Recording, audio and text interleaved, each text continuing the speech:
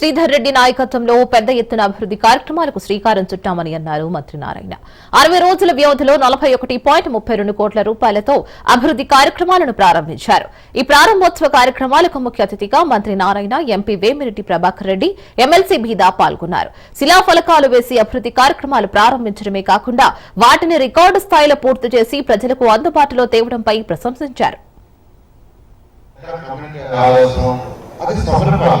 కానీ గత ప్రభుత్వం అవన్నీ వదిలేసింది. అవన్నీ అసలు పరిపాలన, ప్రజలు పరిపాలన అసలు అన్ని మర్చిపోయింది. అంతేకాకుండా ఏ రాష్ట్రమైనా డెవలప్ కావాలంటే ఇండస్ట్రీస్ కావాలి. ఇండస్ట్రీస్ రాకుండా ఏ రాష్ట్రం డెవలప్ కావాలి. గత ప్రభుత్వం ఇక్కడ ఇండస్ట్రీస్ జరిపినాయి, ఉన్న ఇండస్ట్రీస్ నిలిపినాయి. ఇండస్ట్రీస్ రానప్పుడు మన యువతకు ఉద్యోగాలు రావు. ఉద్యోగాలు రానప్పుడు ఇన్కమ్ రాదు. ఇన్కమ్ రానప్పుడు ప్రభుత్వానికి ట్యాక్సెస్ రావు. ట్యాక్సెస్ రానప్పుడు మన డెవలప్మెంట్ ఎంత సైకిల్.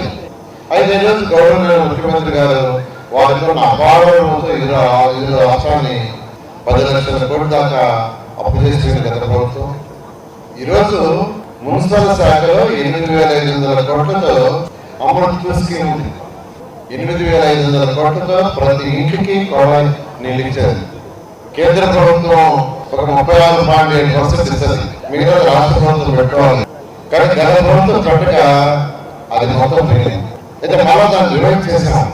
ఈ నెలలో దాన్ని డెవలప్మెంట్ దానికి ఆ విధానం పూర్తయితే ఈ రాష్ట్రంలో 80% చక్కగా ఇంటికే కొడాలి. వాళ్ళ అవసరాలకు తగ్గట్టుగా ట్యాక్స్ చేసుకోవచ్చు. వాళ్ళ అవసరాల దగ్గర